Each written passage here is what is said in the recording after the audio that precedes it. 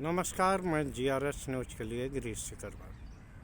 आज के इस ब्लॉग में मैं बात करूंगा महाराष्ट्र और झारखंड की, जहां की आज जब तक ये वीडियो अपलोड होगा तब तक मतदान की शुरुआत हो चुकी है। आज दो राज्य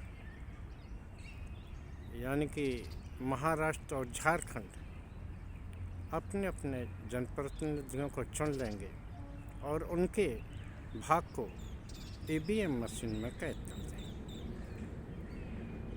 झारखंड में हालांकि पहले चक्र का मतदान हो चुका है।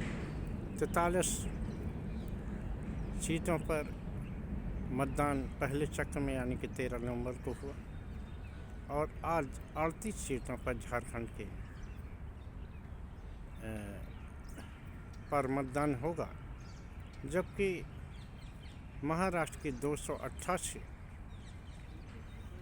सीटों पर आज मतदान कराया जाएगा। इस बीच महाराष्ट्र से एक अपडेट आई है जो कि बहुत चौंकाने वाली है। महाराष्ट्र में जैसा कि मैंने आपको अपने कई वीडियो में बनाया कि दोनों गठबंधन के लोग यानी कि महायुति या महाविकास अघाड़ी, दोनों गठबंधनों के लोग एक दूसरे दल को निपटाने में लगे। निर्दलियों ने दोनों गठबंधनों को परेशान कर रखा है, क्योंकि ये वो निर्दलीय हैं जो निश्चित तौर पर चुनाव जीत कर आएंगे। कल भारतीय जनता पार्टी के राष्ट्रीय महासचिव और महाराष्ट्र के ही निवासी विनोद तावड़े एक होटल में लोगों को रुपए बांटते हुए पकड़ गए। उनको उनके ही सहयोगी दल रहे बहुजन विकास अघाड़ी के कार्यकर्ताओं ने पकड़ा और काफ़ी जलील किया। उनके कमरे से, जिस कमरे में वेदांता होटल के कमरे से 406 नंबर जिसमें वो रुके थे, 9,91,000 रुपये और बगल के ही 407 कमरे से 10 लाख रुपए की राशि बरामद की गई। वहाँ बिरार नाला सोपारा से विधायक क्षितिज ठाकुर को एक भारतीय जनता पार्टी के ही नेता ने टिप दी थी, जिसमें ये बताया गया था कि वेदांता होटल में राष्ट्रीय महासचिव विनोद तावड़े लोगों को रकम बांट रहे हैं। जो लिफाफे बैग से बरामद हुए उनमें 2,500, 5,000, 10,000, 50,000 तक की राशि एक लिफाफे में भरी हुई थी। आरोप लगाया विधायक ठाकुर ने कि 5 करोड़ रुपए इसमें बांटे गए हैं, जबकि विनोद तावड़े ने इससे इनकार किया। यहाँ ये सवाल उठता है कि स्टार प्रचारक हों या अन्य कोई क्षेत्र से प्रचार करने वाले हों, लेकिन प्रचार करने बंद होने के बाद कोई भी वो व्यक्ति उस क्षेत्र में नहीं रुक सकता जहाँ का वो मतदाता नहीं। यानी कि तावड़े अवैध रूप से वहाँ टिके हुए थे, जबकि उन्होंने ये बात अपने सफाई में कही है कि वो कार्यकर्ताओं की एक बैठक को संबोधित कर रहे थे। इतने बड़े नेता, उन्हें कम से कम इस बात की तो जानकारी होगी ही कि चुनावी आचार संहिता क्या कहती है। हालांकि महाराष्ट्र की पुलिस ने इस संबंध में खेल भी कर दिया। उन्होंने धारा BNS की धारा 163 के तहत ही मुकदमा किया है, जो कि आप ये मानिए कि ज़्यादा नुकसानदेह नहीं है। अगर इसमें बरामद रुपयों का जिक्र होता तो निश्चित तौर पर उन पर तगड़ा मुकदमा बनता और निश्चित तौर पर उन्हें जेल भी भेजना पड़ता। लेकिन चूँकि चुनाव आयोग और महाराष्ट्र पुलिस दोनों ही उनके अंडर में है, केंद्र में सरकार है, राज्य में अभी उन्हीं गठबंधन की सरकार चल रही है और गृह मंत्रालय चाहे केंद्र का हो चाहे राज्य का, सब उन्हीं के अंडर में है। लिहाजा कोई कार्रवाई उन पर हो पाएगी इसमें संदेह है। लेकिन विनोद तावड़े के इन रुपयों की बांटने से ये बात की जानकारी मिली कि निश्चित तौर पर महाराष्ट्र में कितने बड़े स्तर पर पैसे बांटने का खेल चल रहा है। क्योंकि मुंबई या आप कह लीजिए महाराष्ट्र एक ऐसा क्षेत्र है जो कि बहुत समृद्ध राज्य है और अधिकांश कॉरपोरेट घरानों के ऑफिस भी यहीं पर हैं और गुजरात के ही एक केंद्र सरकार के मित्र उद्योगपति, उनके भी हित हाल में ही इस मुंबई से ही जुड़े हुए हैं, जहाँ के उन्हें धारावी का एक बहुत बड़ा प्रोजेक्ट मिला है, जिसको लेकर ये चुनाव प्रचार में भी ये मुद्दा रहा और उस मुद्दे के आधार पर चुनाव में कांग्रेस ने इसे आम जनता के बीच ले जाने की कोशिश की। देखना ये है कि इन घटनाओं से आखिर क्या असर पड़ता है और महाराष्ट्र की जनता, जिसके कि रोजगार एक योजना के तहत मुंबई से ले जाकर गुजरात पहुंचाई गई, यहाँ की चल रही सरकार को पैसे के बल पर तोड़ा गया। अब ये सभी बातें स्पष्ट हो चुकी हैं।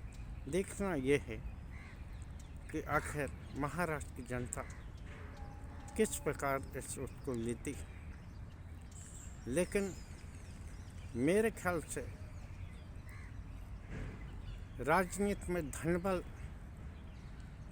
का प्रवेश और जब वो धनबल और वो उद्योगपति देश की राजनीति को प्रभावित करने लगे तो आप ये तय मानिए कि देश में लोकतंत्र के दिन गिने चुने ही रह गए। जिस तरह से ये बात निकल कर आई, जिसको कि और कोई नहीं,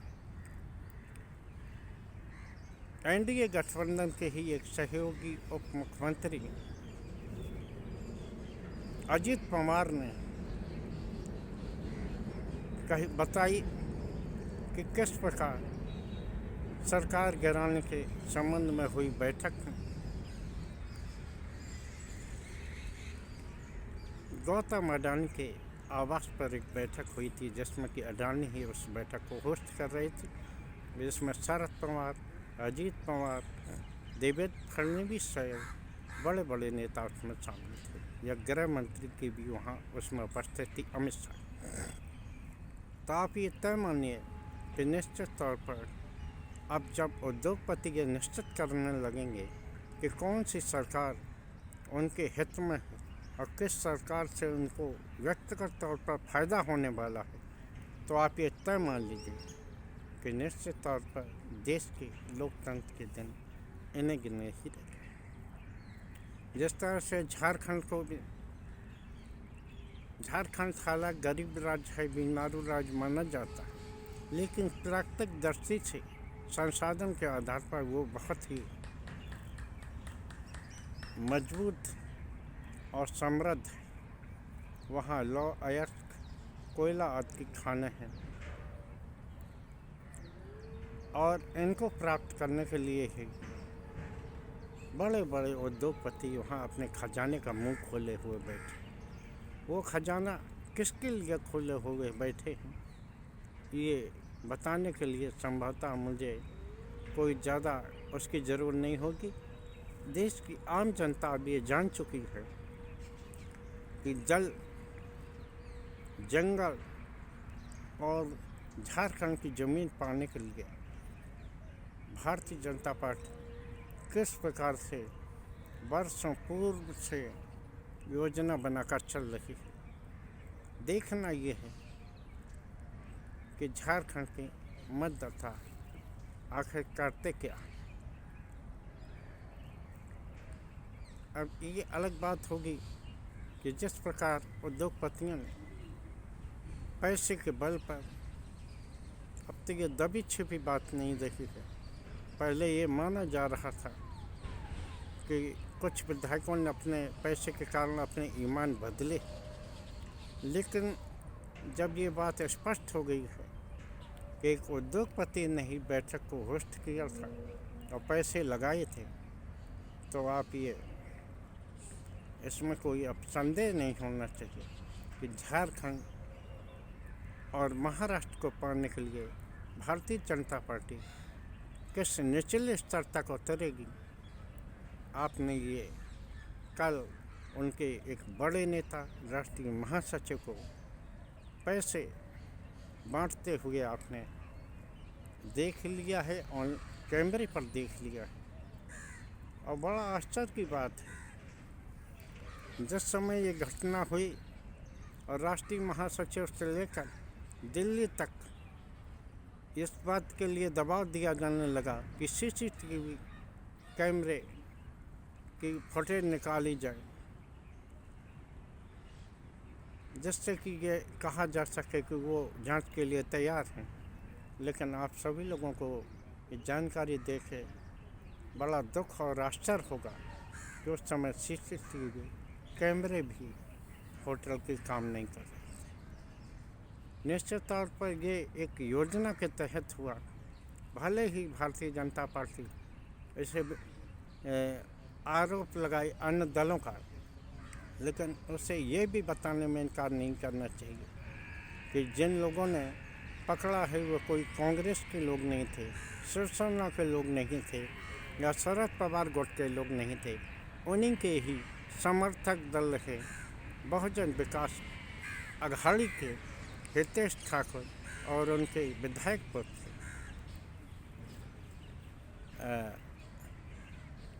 ठाकुर जो वहाँ पर नाला सुपारी से विधायक हैं, छत्तर ठाकुर, उन्होंने पकड़ा, उनके कार्यकर्ताओं ने पकड़ा और इसकी जानकारी पुलिस को दी और पुलिस भी मौके पर पहुंची।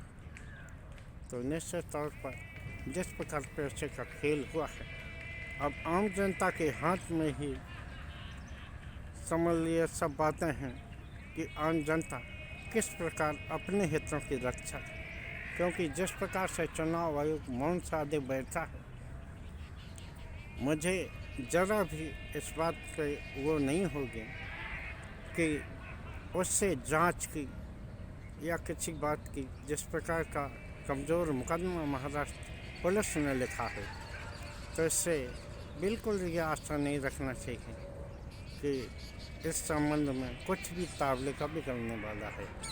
लेकिन जिस प्रकार वो विनोद तावड़े एक भारतीय जनता पार्टी के नेता की सूचना के आधार पर पकड़े गए हैं और उनको और किसी ने नहीं, उनके ही सहयोगी दल बहुजन विकास अघाड़ी ने पकड़ा है, वो ये साबित करने के लिए काफ़ी है कि भारतीय जनता पार्टी में भी सत्ता संग्राम के लिए कुछ भी हो सकता है। और ये महाराष्ट्र की राजनीति ये बताती है कि अभी बहुत खेल होना बाकी है, तय जनता को करना है।